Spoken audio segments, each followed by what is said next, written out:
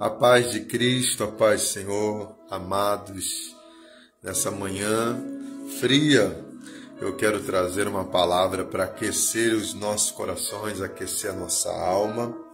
Aqui em João, no capítulo 15, vamos ler do versículo 1 ao 17, está escrito assim: Eu sou a verdadeira videira e meu Pai é o lavrador. Todo ramo que estando em mim não dá fruto, ele corta, e todo que dá fruto, ele poda, para que dê mais fruto ainda. Então, Jesus, ele é a videira verdadeira. Nós somos os ramos, o Pai, ele é o agricultor. E aqui está dizendo que todo ramo que está nele, que não produzir fruto, será cortado. Isso numa lógica, né, que existia ali o corte daqueles ramos que não fossem frutíferos, que fossem inférteis, mas era podada a videira para que ela produzisse mais fruto. Jesus está trazendo algo físico, material, para aplicar a verdade do reino de Deus. Se estivermos nele, na videira verdadeira, de fato, é impossível que nós não produzamos frutos. Então, vós já estáis limpos pela palavra que vos tenho falado. Então, aquela poda, aquela limpeza dos galhos, e Jesus está nos limpando. Ele limpou os discípulos pela sua palavra. Então, a palavra de Deus, ela vem limpar a gente, ela vem nos podar. Ela vem tirar as arestas, ela vem tirar aquilo que está demais. Ela vem realmente fazer uma limpeza profunda no ser humano. Ela vem nos santificar, então tirar de nós tudo aquilo que não agrada, tudo aquilo que impede de que nós possamos de fato produzir frutos para o reino de Deus. Então vocês já estão limpos. Então a palavra de Deus, ela vem nos limpar. Ela vem tirar de nós tudo aquilo que não agrada, tudo aquilo que não adora, tudo aquilo que não exalta. O Senhor, né, o agricultor, Ele quer que produzamos frutos e Ele está providenciando tudo para que nós sejamos férteis, frutíferos no seu reino. Para isso, Jesus vai dizer aqui, permanecei em mim, somente nele, e eu permanecerei em vós.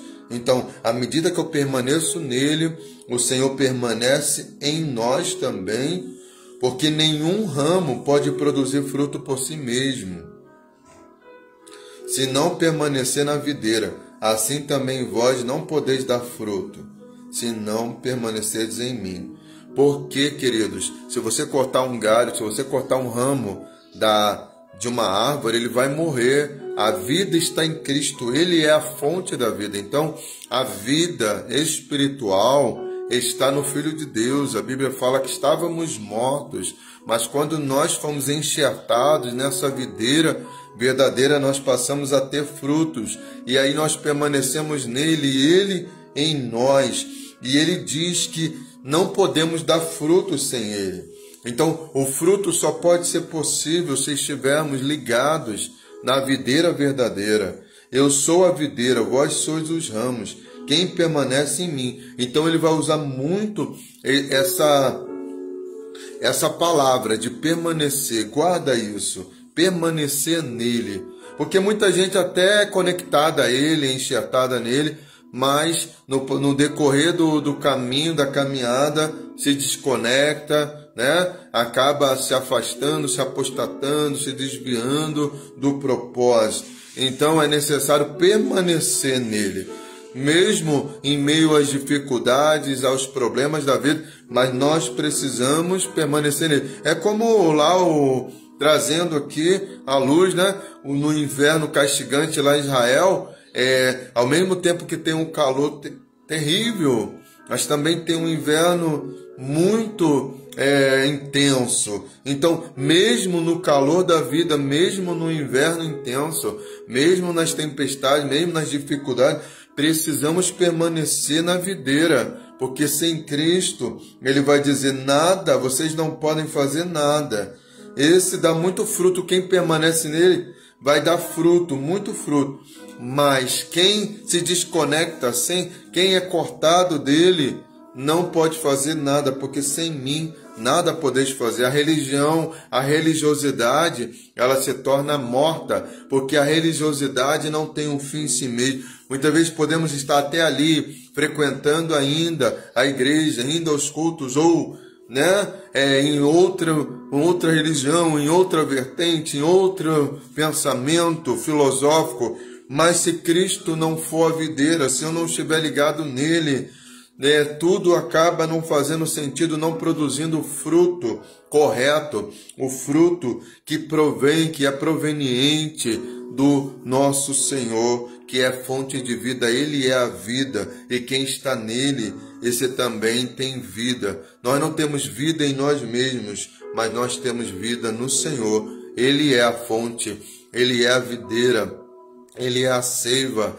é dele que flui a vida de Deus, a vida eterna, a vida no homem. É ele que nos vivifica, é ele que nos purifica. A Bíblia diz que o Espírito de Deus que ressuscitou Jesus dentre os mortos, ele vivificará os nossos corpos. Se Cristo está em mim e o Espírito Santo está em nós, então, queridos, ele vai produzindo vida, uma vida frutífera, uma vida fértil, uma vida com propósito, uma vida com uma missão, É uma vida com sentido, e não viver por viver ou fazer parte de uma vertente filosófica ou religiosa, não.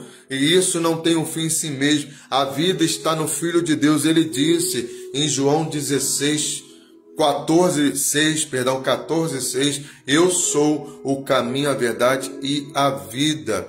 Ele é a vida de Deus nos homens. Então os homens estavam mortos, separados de Deus, mas o Filho veio trazer vida, conexão, comunhão com o Pai, intimidade com Deus, relacionamento. Quem se relaciona, quem está conectado, quem permanece nele tem vida, e vida com abundância. Ele disse: eu vim para dar vida e vida abundante.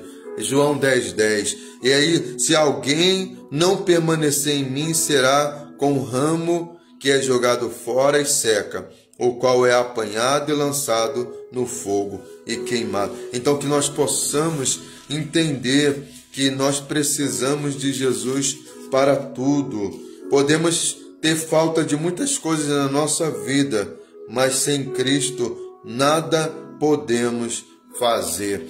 E o texto continua dizendo: se permaneceres em mim. Então, se alguém permanecer, se permanecerdes em mim, e as minhas palavras permanecerem em vós, pedireis o que quiserdes e vos será concedido. Olha que coisa, o ser aqui é uma condição, e a condição é permanecer nele. E as palavras de Jesus são os seus ensinamentos, são os princípios que estão na palavra de Deus. É o ser ali de Deuteronômio 28. Se vocês ouvirem, se vocês guardarem, se vocês obedecerem os mandamentos, então as bênçãos seguirão e vos alcançarão. Então há uma condição aqui de que uma oração seja atendida, um pedido. Por quê? Porque na verdade existem princípios. Muita gente pega esse texto isolado e pensando: ora, tudo que eu pedir Deus vai me dar. Dentro de uma lógica, dentro de um princípio, dentro de um fundamento, está nele e as suas palavras em nós. Quando as palavras dele estão em nós, com certeza iremos pedir coisas que estarão alinhadas à vontade dele. Por isso o salmista, no Salmo 119, versículo 11, a tua palavra eu escondi no meu coração para não pecar contra ti. Quando a palavra está em nós, quando os princípios estão enraizados, arraigados em nós, de modo que aquela questão, quando eu passo a fazer as coisas, não porque eu não posso, Porque muitas vezes, inicialmente, na caminhada cristã, o dilema é: eu não posso fazer isso, eu não posso fazer aquilo, e muita gente acaba tendo essa ressalva, esse impedimento, esse bloqueio, esse obstáculo para receber Jesus como Senhor. Mas quando essa palavra passa a enraizar dentro de nós, quando ela passa a estar dentro de nós, então a questão não é mais essa, que eu não posso, a questão é o que Paulo diz: tudo me é lícito, porém nem tudo me convém. Tudo me é lícito, mas porém nem tudo me edifica. Então a gente passa a viver, a ter uma mentalidade consciente de que nem tudo é para a glória de Deus, nem tudo vai me edificar, nem tudo vai me levar para o caminho correto, nem tudo vai me trazer bons frutos. Por isso eu não quero, não é que eu não possa, não é aquela questão das leis de não toque, não faça, não come, não. Você já vai estar num nível mais elevado. Não, isso aqui não traz edificação para mim nem para quem está me vendo. É por isso que a gente sempre vai se perguntar, quando a gente está em Cristo e as palavras dele estão em nós: será que Jesus faria isso? Será que Jesus colocaria esse tipo de roupa? Será que Jesus usaria esse tipo de linguajar? Será que Jesus agiria dessa forma? E aí a gente passa a viver com essa consciência, culto racional, porque a minha vida é o culto, não é estar só lá no altar, na igreja, e oferecer um culto a Deus, não. A minha vida é um culto, o meu coração é o altar, e o fogo não pode se apagar. Então, quando nós permanecemos nele, e as palavras do Mestre, as palavras do Eterno, elas estão em nós, então tudo que nós pedirmos será concedido, porque estará alinhado.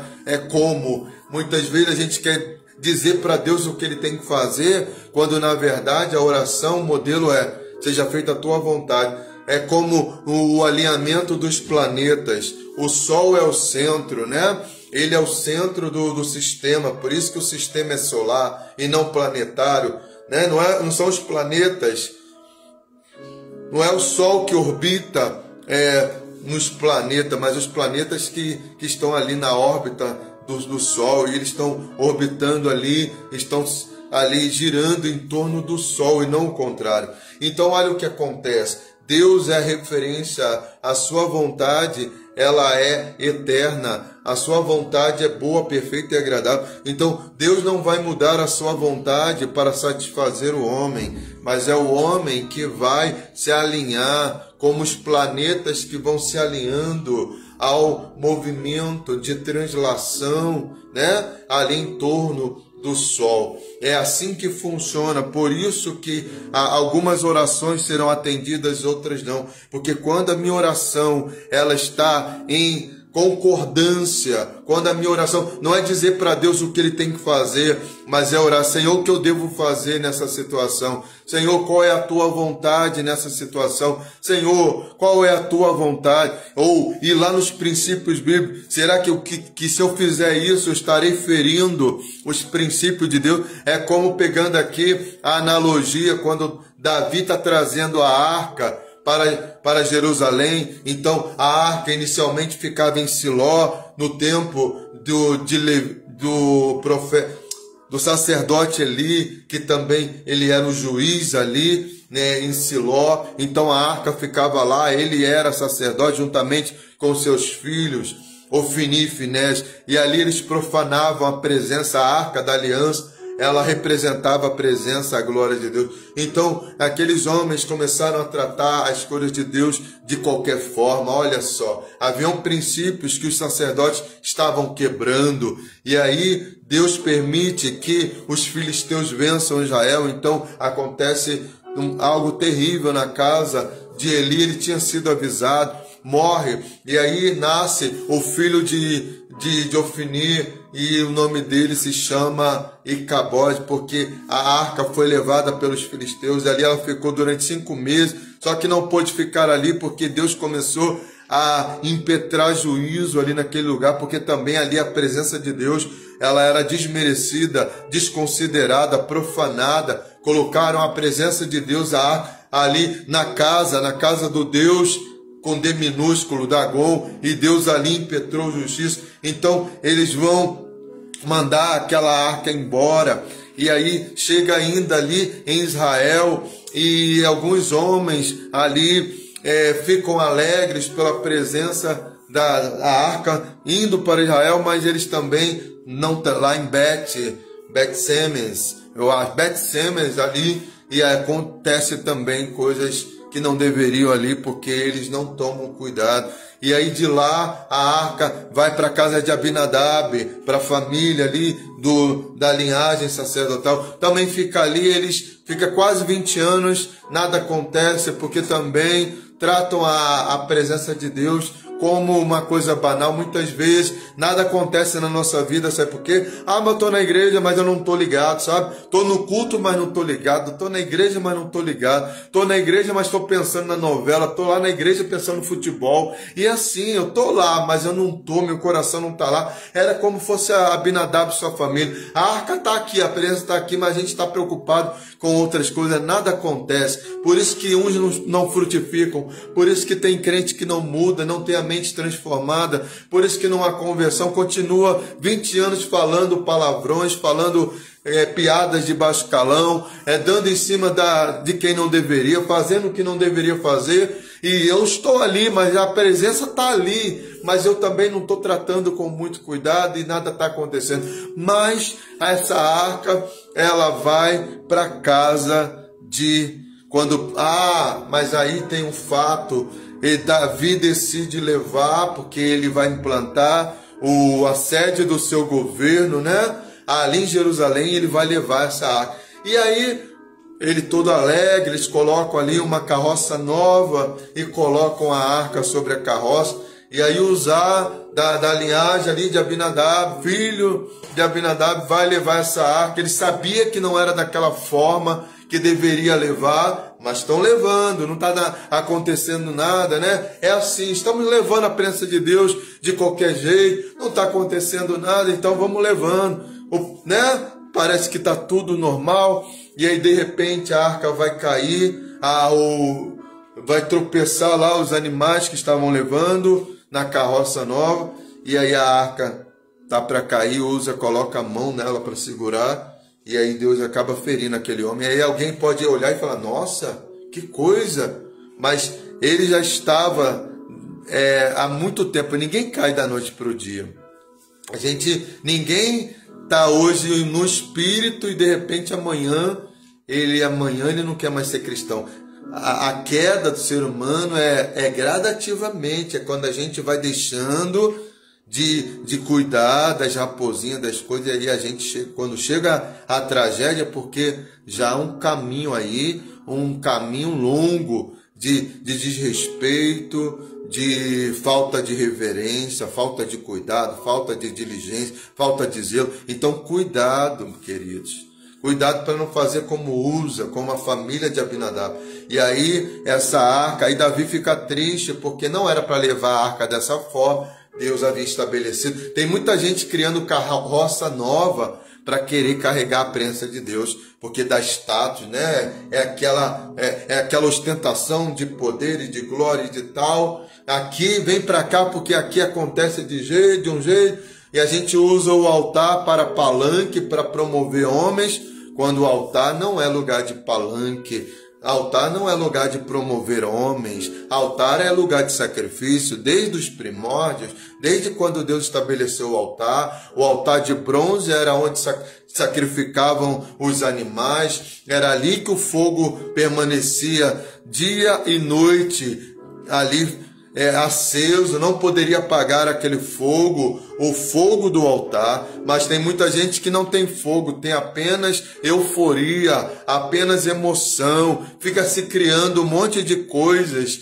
para atrair a presença de Deus. O que trai a presença de Deus é a obediência, é a observância dos seus mandamentos. A arca não era para ser carregada. A gente quer facilidade, a gente quer pregar um evangelho light, um evangelho sem renúncia, um evangelho sem arrependimento, sem mudança. É light, vem para cá, aqui a gente é light. Basta que você ame Jesus e está tudo bem, continue fazendo as mesmas coisas que você faz. A gente quer carregar a presença de Deus na carroça, mas na verdade Deus mandou que a tribo de Levi ali, dos coatitas, carregassem nos ombros. Jesus falou em Mateus 16, 24, aquele que quer me seguir, renuncie a si mesmo, tome a tua cruz e siga-me. Cruz, ainda há uma cruz para carregar, mas muita gente quer pregar um evangelho fácil, sem mudança. É por isso que o nome de Jesus é escandalizado, porque as mesmas pessoas que nos criticam, porque a igreja é isso, não pode fazer isso, mas quando um crente faz, são os primeiros que dizem, lá, por isso que eu não vou para a igreja, porque crente é mentiroso, porque crente faz isso, porque os mesmos que ficam querendo defender uma igreja que não tem padrões, que não tem realmente, que não tem compromisso, que não tem princípio, são os mesmos que quando a igreja cai, são os mesmos que apontam e que dizem, por isso que eu não sou crente, porque crente é tudo isso, por isso que eu não vou para a igreja, porque pastor é tudo isso. E aí você vê a hipocrisia que a gente... Só que o compromisso do crente não é com o mundo, o compromisso com o crente é com Deus. Temos que carregar a presença de Deus nas costas, temos que pagar um preço não para ser salvo, porque a salvação é um dom gratuito de Deus, mas para permanecer em santidade há um preço a se pagar. Para estar na presença de Deus tem um preço a se pagar. Para ser cheio do Espírito Santo tem um preço a se pagar. É uma vida de oração, de consagração, de busca, de renúncia a cada dia do eu, do pecado, para que nós possamos permanecer nele. Aí faz sentido. Não é colocar Deus contra a parede e dizer, você tem que fazer isso, porque eu fiz isso e aquilo para você. Isso daí não é o princípio aqui. Se vocês permanecerem em mim, porque Ele é a videira, sem Ele não podemos fazer nada, sem Ele não há vida espiritual, sem Ele tudo é artificial, raso,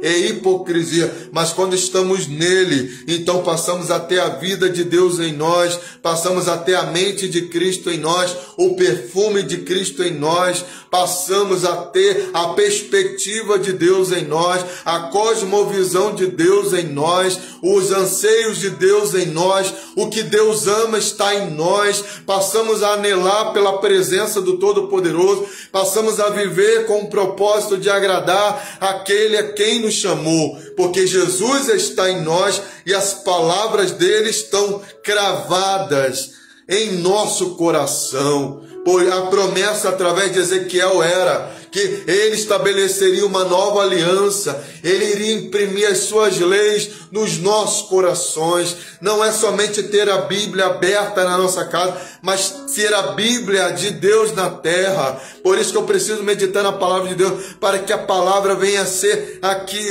registrada dentro de mim, para eu não pecar contra Deus. Como um jovem pode purificar o seu caminho? Salmo 119, versículo 9, é observando o seu caminho pela palavra de Deus, não é pelo que a sociedade diz, não. Ele só vai se purificar se ele estiver comparando as suas ações por aquilo que a Bíblia diz. Então, se vocês estiverem em mim, a videira verdadeira, e as palavras da videira verdadeira estiverem em nós, então tudo que pedimos Ele nos concederá, porque teremos a maturidade, a compreensão de entender. Lembremos que livre-arbítrio, olha o que aconteceu com Adão e Eva, olha o que aconteceu com Sara, quando ela vai decidir, olha o que aconteceu com tantos que decidiram. O Jonas decidiu ir por o caminho contrário, mas Deus colocou ele no caminho, no centro da sua vontade. Queridos, a oração não é, Senhor, faça o que eu quero. A oração é, Jesus ensinou na oração modelo, Senhor, faça conforme a tua vontade, seja feita a tua vontade. O próprio Jesus lá no Getsemane, seja feita a tua vontade. Maria, seja feita a tua vontade. Isaías, depois de ser transformado, eis-me aqui, envia-me a mim. Olha, o profeta Samuel, eis-me aqui. Abraão, eis-me aqui. Ei, essa é a oração, é o princípio. Eis-me aqui, Senhor. Faça comigo conforme a tua vontade. Porque, queridos, a vontade de Deus é boa, perfeita e agradável. Não se esqueça disso. A minha vontade não é melhor do que a de Deus. Ele diz lá em Jeremias 29:11 que eu tenho os pensamentos, eu é que sei os pensamentos que tenho a vosso respeito, pensamentos de paz e não de mal, para vos dar o fim que desejar. Ele só tem pensamento de paz. Deixa Deus conduzir a tua vida. Que as nossas orações estejam alinhadas ao planeta maior, ao sol da justiça. Ele conhece tudo que nós precisamos. Precisamos nos alinhar, estar alinhados no centro da sua vontade. E ele continua dizendo: meu Pai é glorificado quando produzis muito fruto, e assim vos tornareis meus discípulos. O discípulo tem a marca. Por isso que começaram a chamar os discípulos de cristãos, porque eles se pareciam com Jesus. Muitas vezes a gente está indo para a igreja, mas a gente não se parece. A gente se parece com tudo, com qualquer pessoa, menos com Jesus. Então, se somos discípulos, precisamos nos parecer com Ele. E só nos pareceremos com Ele, nos tornaremos discípulos, se nós obedecermos e seguirmos o Mestre. Não é seguir o fluxo, não é seguir a multidão, não é seguir o que a sociedade prega, o que a sociedade diz que é certo ou errado. Não, é seguir o que o Mestre deixou para nós. Aí sim seremos seus discípulos. Como meu Pai me amou também, eu vos amei. Permanecei no meu amor, só no amor, permanecendo no seu amor, é que nós poderemos produzir muitos frutos. Se obedecer, olha só, a gente quer falar muitas vezes daquele versículo isolado, mas a gente precisa entender que se obedecer os meus mandamentos, permanecereis no meu amor, assim como tenho obedecido os mandamentos de meu Pai e permaneço no seu amor. Então, olha só, existem mandamentos, existem princípios, Deus estabeleceu padrões morais, padrões sociais, padrões para que vivamos.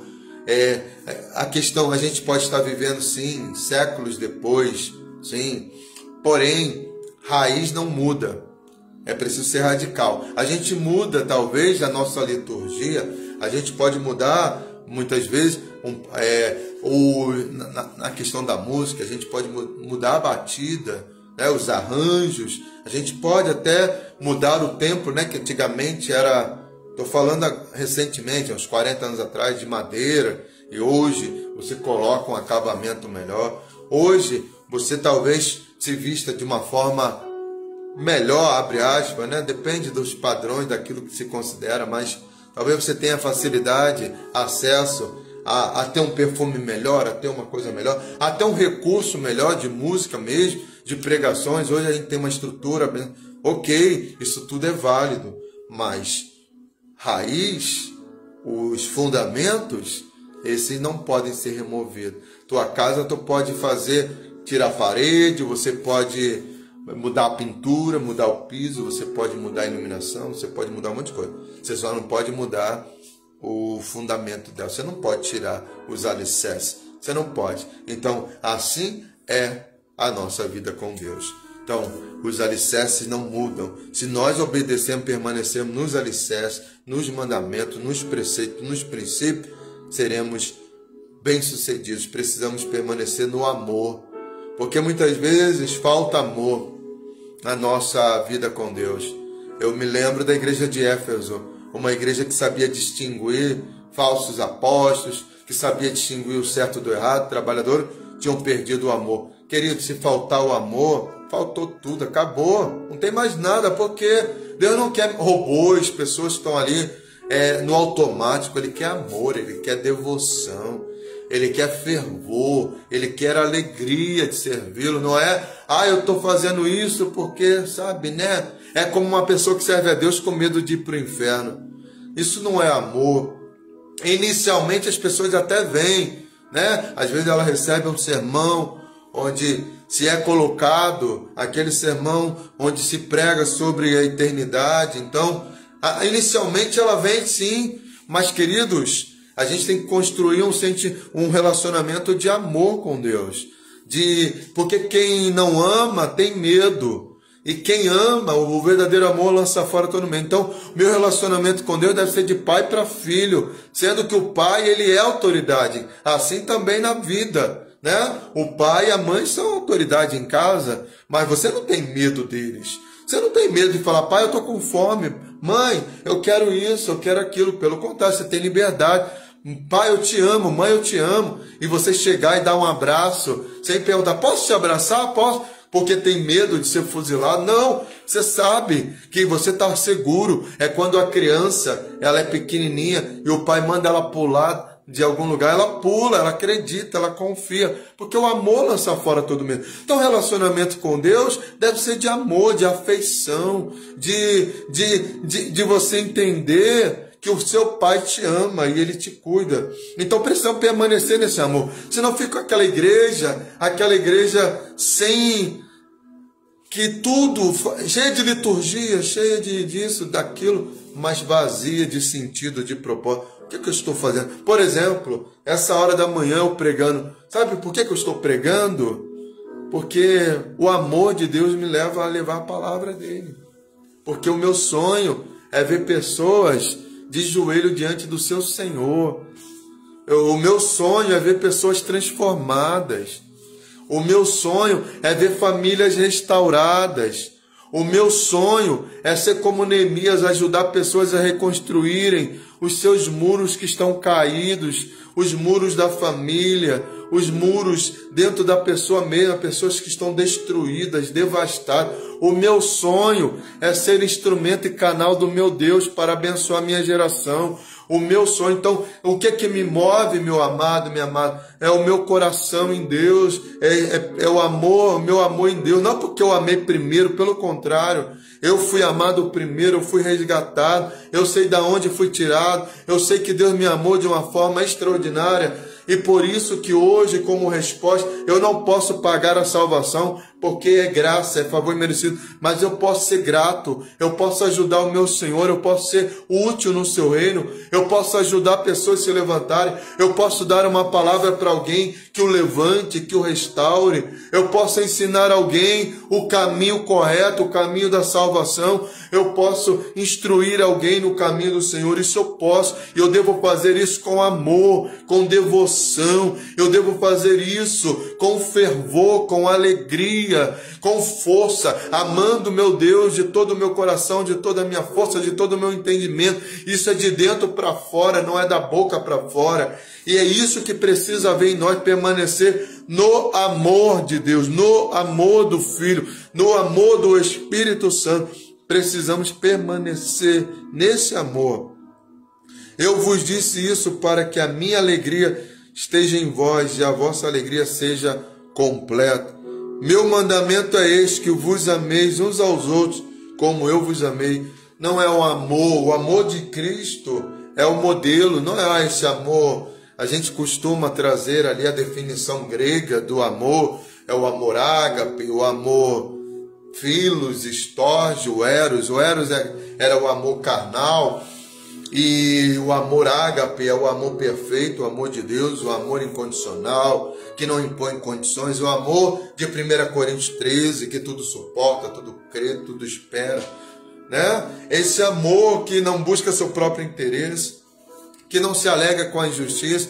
Ah, não é porque o cara não gosta de mim, que se o cara está ali se quebrando todo e eu estou lá soltando fogos. Não. Aí o ímpio morre e eu estou lá festejando. É isso aí. Meu Deus, o que é isso? Que amor é esse? Se ele morreu, eu devo chorar a miséria de um pecador que vai para o inferno e vai ficar lá eternamente. Essa é uma dura realidade. Então, queridos, amai-vos uns aos outros. Precisamos nos amar e precisamos redescobrir o sentido do que é amor. Porque o amor que a gente conhece é um amor barganhado, é um amor de trocas, troca de moeda. Eu te dou um presente, você me dá um presente. Ah, eu dou um presente para o fulano e ele se sente constrangido a me retribuir. Ah, o amor é aquele que, eu gosto de quem fala bem de mim. Eu gosto de quem pensa igual a mim. Esse é o amor que a gente muitas vezes pratica. Mas o fulano, ele não merece ser salvo, aquele ali merece. Ah, mas o meu amigo não tem defeito. O meu inimigo, se ele não tiver, eu vou lá e coloco, destruo a sua reputação. É esse o amor que as pessoas têm aprendido. Um amor, olha, quem ama não fala, não julga. Quem ama não julga. Quem ama tem que aceitar tudo, porque isso é a prova de amor. Então, a pessoa está lá caindo no abismo e eu estou lá. Eu te amo. Continua, eu te amo. A pessoa está se destruindo e eu fico lá olhando e falo, isso aí, viva intensamente, porque eu te amo. Porque essa sociedade é isso que ela prega. É um amor que eu estou vendo a pessoa naufragar, mergulhar no caos, e eu estou lá, como lá no Coliseu, sentado na arquibancada e olhando as pessoas sendo degladiadas, né? Destruídas, destroçadas. Que amor é esse? Porque o amor de Deus é aquele amor que corrige, é aquele amor que exorta, é aquele amor que coloca de castigo. Lembra que quando a gente é pequeno, papai e mamãe colocam a gente lá no cantinho do silêncio. Vai pensar no que você está fazendo, porque isso daí está errado. Se a gente que é tão falho, que tem tantas dúvidas, né? O pai e a mãe que tem o coração ali na mão. Meu Deus, meus filhos estão crescendo, né? Eu só tenho uma, graças a Deus, é uma bênção. Glória a Deus. Mas os pais estão ali, os filhos saem, né? Nesses dias tão violentos. Enquanto não chega em casa, os pais ficam ali, preocupados, não conseguem dormir, ficam ansiosos. Vai para a faculdade, os pais ficam lá orando. Oh, meu Deus, tem misericórdia, traga meu filho em paz e segurança. Então, querido, se nós que somos... E quando o filho erra, ele repreende, ele chama atenção, ele dá aquele sermão que leva aí horas e horas, parece que é pior do que apanhar, que o pai fala e nunca para de falar, né? Então, mas por quê? Porque ama. Mas o amor que hoje tem sido pregado é aquele amor. Olha, não julga, deixa a pessoa cair no buraco, deixa ela se destruir, porque ela é a vida dela. Não se mete, não seja fóbico, não seja preconceituoso. Deixa a pessoa, mesmo que ela estiver caminhando para uma eternidade sem Deus, para a destruição, mesmo que ela esteja destruindo vidas ali, querendo destruir um serzinho dentro dela, deixa, o corpo é dela. Mesmo se a pessoa quiser, né? E aí o que acontece? Claro que cada um tem o direito de fazer dentro de um quadrado, né, social, porque a gente vive na sociedade. Desde que a pessoa está se destruindo, ela vai fazer. Agora, se isso não envolver outras pessoas, mas isso é assunto para depois, porque o que eu quero, estou trazendo o conceito de amor, que o amor é aquele que se doa, ele é altruísta, ele é abnegado, ele não busca seu próprio interesse, ele não dá com uma mão esperando com a outra, não, ele se entrega como Jesus lá na cruz do Calvário, que morreu pelos nossos pecados, mas não para que a gente continuasse pecando.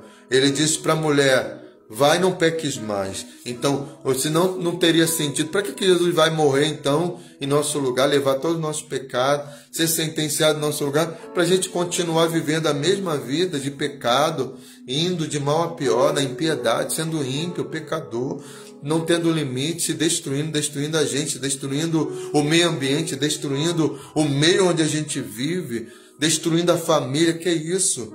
Que amor é esse? Que conceito mais destruído, distorcido é esse? Então, que vos ameis uns aos outros, esse é o mandamento. O maior mandamento é amar a Deus sobre todas as coisas e ao próximo como a nós mesmos. Eu não quero ir para o inferno, também não quero que você vá. Eu quero que você vá para o mesmo lugar que eu, que é para a casa do Pai, voltar para casa. Aqui é tudo de passagem. Às vezes a gente está vivendo intensamente nesse mundo, achando que isso é tudo. Isso aqui, querido, isso aqui é passageiro. Isso aqui é como um sopro, é como um vapor, é como a erva do campo. Tudo isso é passageiro. A gente quer trocar momentos em detrimento de perder a eternidade com Deus. Não faça isso. Não seja incoerente, não seja louco. Se hoje Deus pedir a sua alma, se hoje Deus te chamar, como está o seu coração? Como você está diante do teu Criador? Então, Ninguém tem maior amor do que aquele que dá a vida, a própria vida, pelos seus amigos. Vós sois meus amigos, se praticais o que vos mando. Já não vos chamo mais de servo, olha só, porque o servo não sabe o que o seu senhor faz, mas vos chamo amigos, porque vos dei a conhecer tudo o que ouvi de meu Pai. Tudo que Jesus ouviu do seu Pai está aqui, ó. Você está buscando as palavras de Jesus aonde, meu amado? No seu intelecto? No seu achismo? Ah, porque Jesus não faria isso. Ah, porque Jesus não faria aquilo. A gente fica cheio de achismo, de suposições.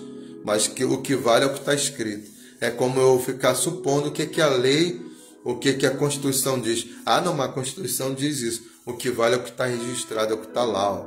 E o que vale é o que está aqui, ó, na palavra de Deus. Não é o que eu acho, é o que eu penso. Não, porque Jesus não faria isso. Não, porque... Mas eu nem conheço Jesus, porque eu nem estudo sobre a sua vida e nem estudo o que ele fala, o que ele disse, o que ele escreveu.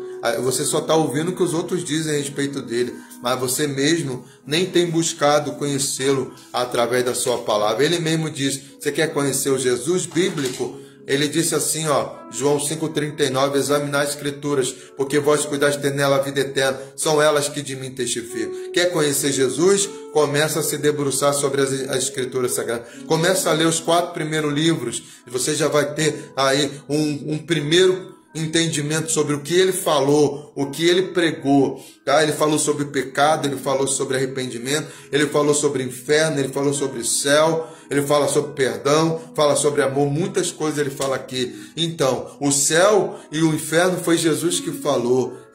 E se eu não me arrepender, eu não vou para o céu. Isso é uma dura realidade, mas é verdade, querido. Quer conhecer Jesus? Começa a meditar naquilo que a palavra de Deus fala ao seu respeito. E aí continua dizendo, já não vos chamo de servo, mas eu chamo vocês de amigo. Ele quer ser meu amigo, mas para ser amigo dele eu tenho que andar com ele.